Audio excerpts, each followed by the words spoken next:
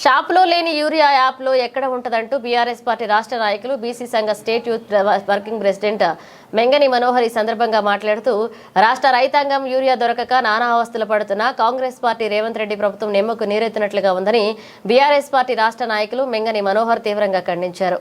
అనంతరం వారు మాట్లాడారు. రాష్ట్ర ప్రభుత్వం ఏదైతే ఉందో రాష్ట్ర రైతాంగానికి కావాల్సినటువంటి యూరియా యాప్ ద్వారా బుక్ చేసుకోమని చెప్పేసి ఒక దొంగ నాటకం ఆడుతూ ఈరోజు రాష్ట్ర రైతాంగాన్ని మభ్యపెడతా ఉన్నటువంటి సందర్భం ఏదైతే ఉందో దాన్ని పూర్తి స్థాయిలో రాష్ట్ర రైతాంగం పక్షాన ఈ కాంగ్రెస్ ప్రభుత్వం చేస్తున్నటువంటి తీరును ఏదైతే ఉందో పూర్తి స్థాయిలో ఖండిస్తూ ఉన్నా. ఈరోజు యాప్లో యూరియా చూపెట్టారు, ఇలా షాప్లోకి వస్తే యూరియా నిల్లు ఒక సంచి కూడా లేదు.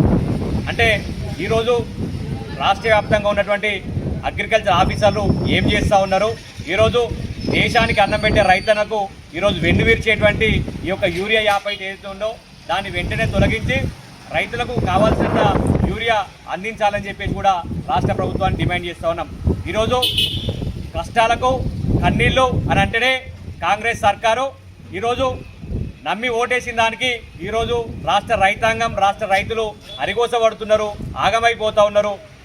ఏ విషయంలో చూసినా రాష్ట్ర ప్రజలు సంతోషంగా లేరు. ఈరోజు ఈ ప్రభుత్వం ఎప్పుడు కూలిపోతుందా, ఈ ప్రభుత్వం ఎప్పుడైపోతుందా అని ప్రజలు వేయి కళ్ళతో ఎదురు చూస్తూ ఉన్నారు. గతంలో కేసీఆర్ గారి పాలనలో బీఆర్ఎస్ పార్టీ అధికారంలో ఉన్నప్పుడు ఒక రైతు అటో ఆయనకు ఫోన్ చేస్తే 20-30 బ్యాగులు వేసుకొని షాప్కి వచ్చి యూరియా తీసుకునేటువంటి పరిస్థితి ఉండే. ఈరోజు రాష్ట్ర రైతాంగం చాలామంది నిరక్షరాస్యులు ఉంటారు. కొంతమందికి యాప్ ఎట్లా బుక్ చేయాలో తెలియదు. ఒకవేళ నిజంగా బుక్ చేసినా కూడా యూరియా వచ్చేటువంటి పరిస్థితులు లేదు. ఈరోజు రాష్ట్ర రైతుల ముసుగు తీసుకున్నటువంటి కాంగ్రెస్ పార్టీ గద్దె దిగేదాకా ఈరోజు రాష్ట్ర రైతాంగం అన్ని రకాలుగా ముందుకు పోయేదాకా వారికి సంబంధించినటువంటి ఏ విషయం ఉన్నా రాష్ట్ర రైతాంగం తరఫున మేము ముందుంటామని చెప్పి కూడా తెలియజేస్తా ఉన్నాం. వెంటనే మీకు చిత్తశుద్ధి ఉన్నట్టయితే యూరియా యాప్ తొలగించి ఈరోజు రైతులకు కావాల్సినటువంటి యూరియా ఎంత అవసరం ఉంటే అంత ఈరోజు మీరు అందించాల్సిన అవసరం ఉందని చెప్పేసి చెప్తా ఉన్నాం. ఈరోజు వ్యవసాయ శాఖ మంత్రి ఏం చేస్తూ ఉన్నాడు, వ్యవసాయ శాఖ మంత్రి ఏం చేస్తూ ఉన్నాడని చెప్పేసి డిమాండ్ చేస్తున్నాం. కాంగ్రెస్ నాయకులు ఈరోజు 6 గ్యారంటీల పేరుతో మోసం చేసినటువంటి మీరు ఈరోజు కనీసం రైతులకు యూరియా ఇచ్చేటువంటి పరిస్థితులే లేరు, అట్లాగే ముసలులకు పెన్షన్లు ఇచ్చేటువంటి పరిస్థితులే లేరు. మహాలక్ష్మి పథకం కింద ఫ్రీ బస్ పెట్టారు తప్ప అంతకుమించి మీరు చేసింది ఏం లేదు. మీరు కూడా మీ సర్వే రిపోర్ట్లు కూడా మీ ప్రభుత్వం వచ్చేటువంటి ఎన్నికల్లో కనీసం కాంగ్రెస్ పార్టీకి 10 నుంచి 15 సీట్లు వచ్చేటువంటి పరిస్థితులు లేదు. ఈరోజు కాంగ్రెస్ నాయకులారా ఆలోచన చేయాలి. మీలో కూడా కాంగ్రెస్ పార్టీలో కూడా చాలామంది రైతులు ఉన్నారు. ఈరోజు వాళ్ళు కూడా ఈ కాంగ్రెస్ పార్టీ ఎందుకు అధికారంలోకి వచ్చి చెప్పేసి కూడా బాధపడుతూ ఉన్నారు. చేతి గుర్తు కోటేస్తే చెయ్యిని చూపెడతారని చెప్పేసి సుస్పష్టంగా తెలిసింది.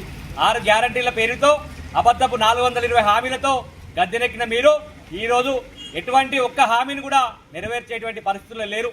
ఈరోజు రేవంత్ రెడ్డి ప్రభుత్వం ఎప్పుడు కూలిపోతుందో కూడా తెలియదు. ఎందుకంటే ఈరోజు ఆ పార్టీలో ఉన్నటువంటి చాలామంది ఎమ్మెల్యేలే బయటకు వచ్చేటువంటి పరిస్థితి ఉంది. ఈరోజు రాష్ట్ర వ్యాప్తంగా కొన్ని టీవీ ఛానళ్ళు కానీ కొన్ని ఇంటర్నేషనల్ సర్వేలు చేపడితే ఈరోజు కాంగ్రెస్ పార్టీ రాష్ట్రం నుంచి అధికారంలో గల్లంతే ప్రమాదంలో ఉంది.